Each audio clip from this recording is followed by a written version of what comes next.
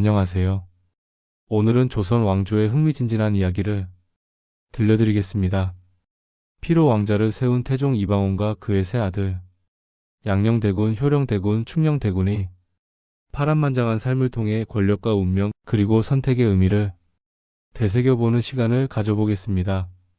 한 아버지에서 태어났지만 완전히 다른 길을 걸은 세 형제. 그들의 이야기는 단순한 역사를 넘어 우리에게 인생의 깊은 교훈을 전해줍니다.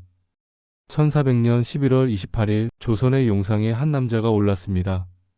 그의 이름은 이방원, 훗날 태종이라 불리게 돼 조선 태조 이성계의 5번째 아들이었습니다. 그가 왕위에 오르기까지의 길은 결코 평탄하지 않았습니다. 권력 앞에서는 피도 눈물도 없는 냉혹한 현실주의자였던 이방원은 두 차례의 왕자의 난을 일으켜 아버지 태조의 충신정도전을 죽이고 심지어 자신의 형제들까지 숙청하며 권자를 향해 달려갔습니다. 이렇게 피로써 스스로 세운 왕권과 함께 왕자에 앉은 태종. 시간이 흘러 권력이 안정되자 이제 그에게는 새로운 고민이 생겼습니다. 바로 후계자 문제였습니다.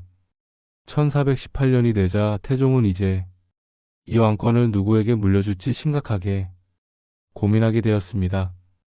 세자가 될 수 있는 아들들은 3명이었습니다. 조강지처인 원경왕후와 낳은 아들들로 첫째 양녕대군, 둘째 효령대군, 셋째 충녕대군이었습니다. 이 세 아들 중 태종이 처음 선택한 것은 첫째 양녕이었습니다.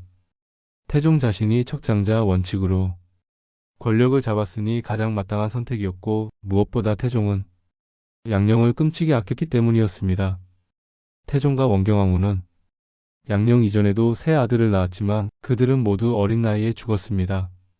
이런 아픔 속에서 태어난 아들이 바로 양녕대군이었습니다.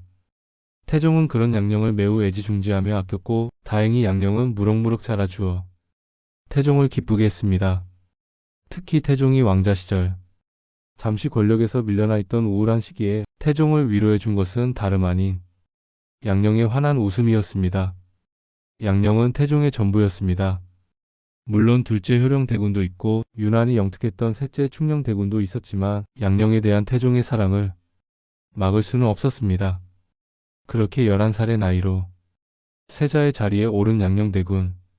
처음에는 충실하게 태종을 따르며 도왔습니다. 태종이 자신의 입지 강화를 위해 자주 왕위를 물려주겠다는 정치적 제스처를 벌일 때마다 세자 양녕은 눈물을 흘리며 이를 반대했고 그럴수록 태종의 권위는 더욱 강화되었습니다. 하지만 그것도 잠시 어떤 사건을 계기로 사랑스러웠던 양녕은 점점 이상하게 변해가게 됩니다. 때는 양녕이 16살이 되었을 때 사춘기에 접어든 무렵이었습니다. 양녕은 어느 날 명나라 사신의 연회 자리에 갔다가 그곳에서 공세성의 한 기생을 보고 첫눈에 반해버렸습니다.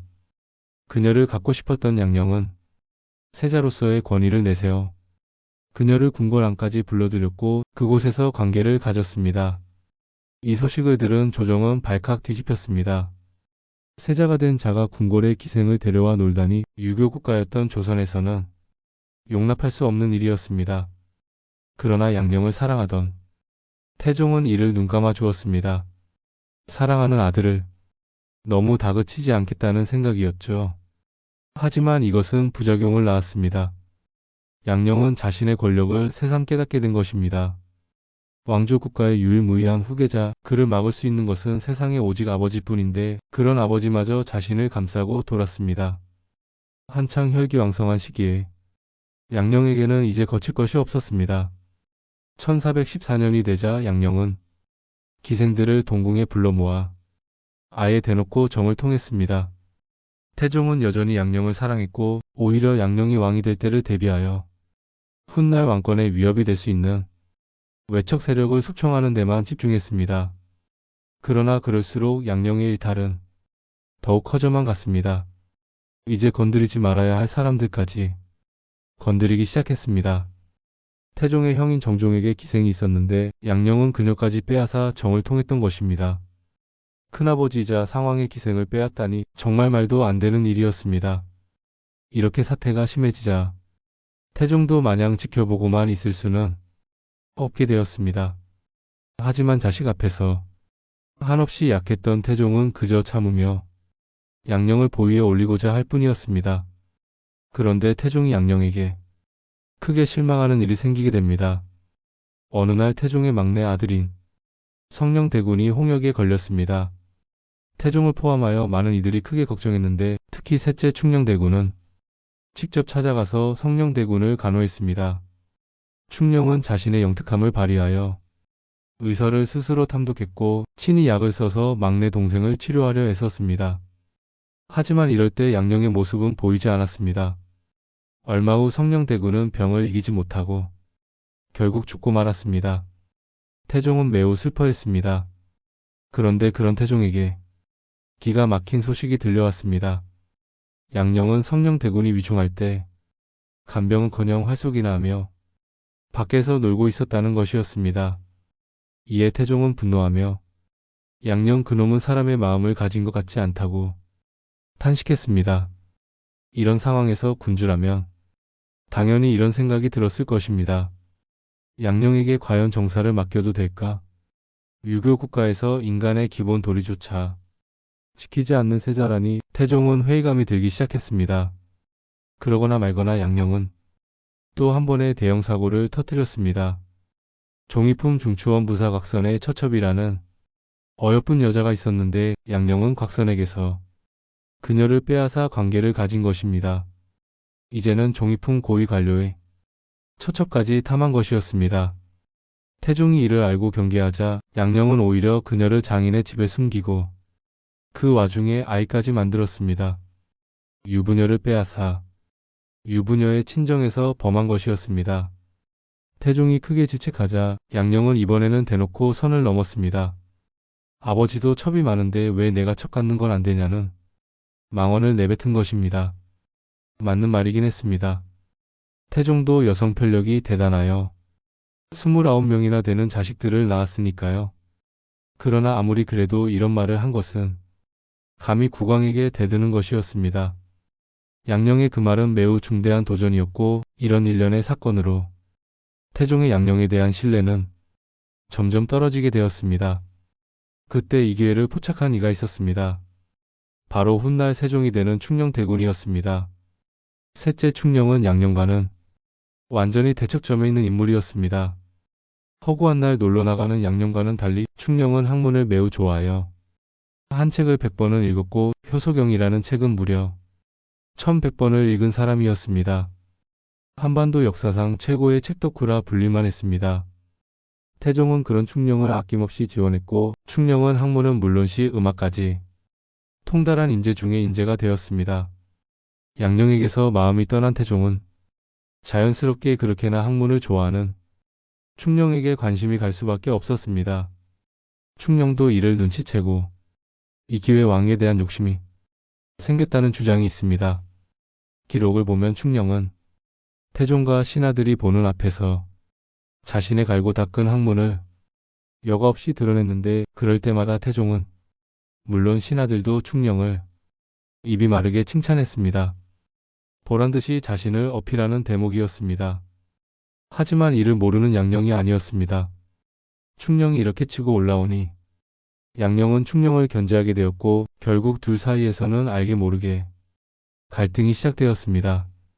한 번은 양령이 충령에게 와서 내가 입은 옷이 어떠냐고 자랑했는데 충령은 옷차림하기 전에 먼저 마음이나 갈고 닦으라고 일갈했습니다. 옆에 있던 신하들도 충령의 말이 옳다며 양령을 나무랐습니다. 완전히 무시를 당한 양령은 화가 나서 한 달 뒤 태종에게 충령은 말만 번지르르 하지 심약한 놈이 틀림없다며 헐뜯었습니다. 그러나 태종은 충령이 겉으로는 유약해 보여도 결단력에 있어서는 당할 자가 없다며 두둔했습니다. 태종의 마음이 어느 정도 떠난 것을 볼 수 있었습니다. 태종의 이런 마음은 곧 더욱 명확해졌습니다. 태종이 왕위에 오르는데 공을 세운 남제라는 사람이 충령과 함께 연회에 참석한 적이 있었는데 이 남제는 충령에게 충령이 양령을 제치고 왕이 되는 것이 어떻겠는가라는 위험한 발언을 했습니다. 이것은 지금 있는 세자를 내치자는 정치적으로 매우 위험하고 당사자인 충령마저 위태로워질 수 있는 발언이었습니다. 하지만 이를 들은 충령은 담담하게 그 말을 태종에게 전했고 태종은 역정은커녕 남제 그놈이 과감하구나라고 했을 뿐이었습니다. 암묵적으로 양령이 세자감이 아니라는데 동의한 것이었습니다. 그런데 지금이라도 양령이 정신 차려서 보통 이상만 해줘도 태종의 마음이 바뀔 여지도 있었을 텐데 그런 일은 일어나지 않았습니다. 양령이 자기 패거리와 함께 큰 사고를 쳐서 태종이 그 패거리들을 파직시킨 일이 있었는데 양령은 정신 못 차리고 태종이 너무하다며 단식투쟁을 벌였던 것입니다. 보다 못한 어머니 원경왕후까지 너는 왜 아버지께 노여움을 일으키느냐며 윽박질렀고 이제 태종의 마음은 완전히 양령에게서 떠났습니다. 아무리 사랑해도 자기가 피로써 세운 왕자를 저런 이에게 맡길 수는 없었습니다.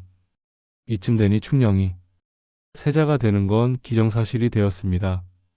그래도 충령에게도 혹시 모를 변수는 존재했습니다.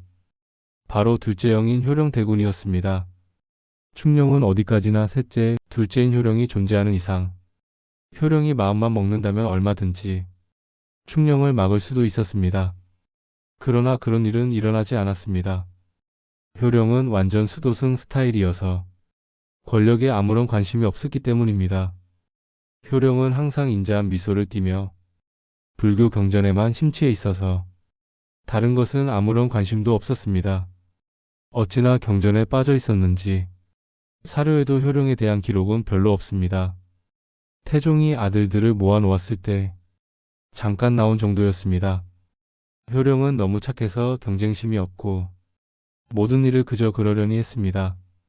당연히 태종도 이렇게 관심 없고 순한 녀석이 왕의 자리를 물려받으면 조정이 어찌 돌아갈 것인지 뻔히 알았고 결국 태종은 최종 결정 과정에서 효령을 그냥 빼고 충령을 세자로 책봉했습니다. 그렇게 1418년 충령은 왕위에 올랐습니다. 세종대왕의 시작이었습니다. 한편 양령은 폐세자가 되는 불명예를 겪었습니다. 양령도 이렇게 되면 태종을 원망하고 세종을 미워하며 복수를 다짐할 법도 한데 그는 그렇지 않았습니다. 아직도 양령이 관심 있는 건 망나니집 뿐이었습니다. 폐세자가 되었음에도 양령은 밤에 담을 넘어 도망가고 남의 첩을 빼앗으려 했습니다. 양령은 곧 폐세자 절차에 따라 경기도 광주로 쫓겨났는데 정말 의외로 태종은 양령을 너무나 사랑하여 폐위된 양령에게 앞에서 나왔던 처첩을 같이 데려가게 해주었습니다. 한술 더 떠서 사실 폐세자 할 때 태종은 흐느끼며 통곡을 했다고 합니다. 정말 엄청난 자식 사랑이었습니다. 그렇게 상황이 마무리되었고 그로부터 4년 뒤 태종이 승하하자 세종이 드디어 혼자서 정사를 돌보게 되었습니다. 진정한 유일왕으로 거듭난 세종이었습니다. 하지만 양령의 비행에는 변함이 없었고 그런 양령을 못마땅해 하던 신하들은 왕도 바뀌었겠다 세종에게 하나같이 양령을 버리라고 했습니다. 그러나 세종은 아버지 태종의 사랑을 그대로 물려받았던 모양입니다. 신하들의 반대에도 불구하고 세종은 양령을 감싸주고 유배 보내는 선에서 마무리 지었습니다. 오히려 반대하는 사람들에게 화를 내었다고 합니다. 정말 보통 사람이 가질 수 없는 인자함이었습니다. 그렇게 세종의 치세 동안에도 형 양령대군은 계속 방탕하게 살았습니다. 시간이 흘러 세종이 52세의 나이로 승하했고 세종의 아들 문종이 다음 왕위에 올랐습니다. 그러나 2년 뒤 병약했던 문종도 일찍 승하했고 세종의 손자인 단종이 왕위에 오르게 되었습니다. 그때까지도 양령은 살아있으면서 똑같이 망나니 짓을 했는데 그런데 이번에는 상황이 이상하게 돌아갔습니다. 지금까지 양령은 적어도 세종에게 피해는 준 적이 없었지만 이번엔 역사에 남을 역대급 민폐를 끼치게 됩니다. 그 유명한 수양대군이 갑자기 등장하여 피바람을 일으키며 계유정난을 일으켜 정권을 잡았고 어린 임금 단종이 위태로운 상황이 되었습니다. 이때 양령대군은 가만히 있다가 갑자기 등장해서 앞장서서 단종을 죽이라고 상소를 올렸던 것입니다. 세종의 손자를 말입니다.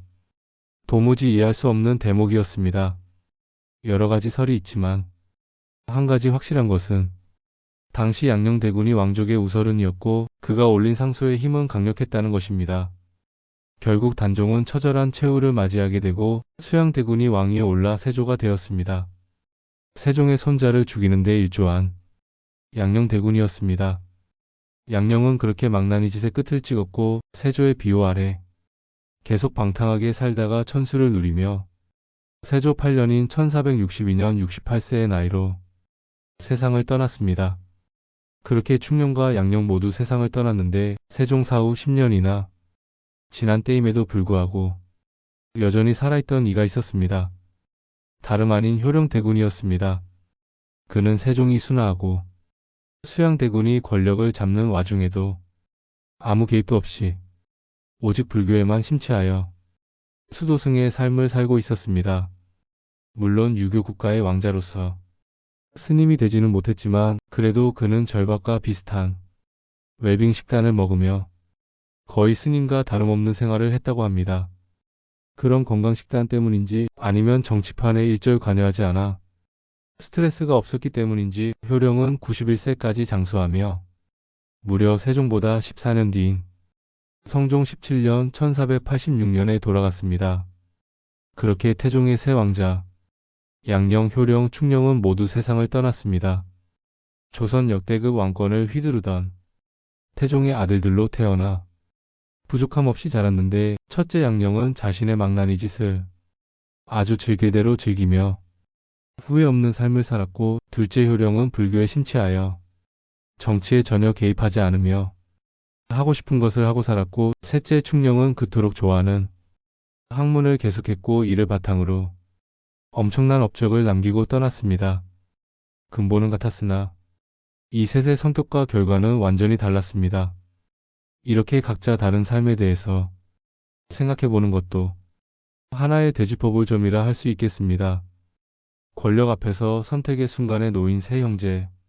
그들의 이야기는 단순한 역사적 사실을 넘어 우리에게 인생의 깊은 성찰을 던져줍니다. 같은 환경에서 태어났지만 서로 다른 가치관과 선택으로 완전히 다른 삶을 살아간 세 형제의 이야기, 오늘 여러분과 함께 나눈 이 시간이 의미 있는 시간이었기를 바랍니다. 감사합니다.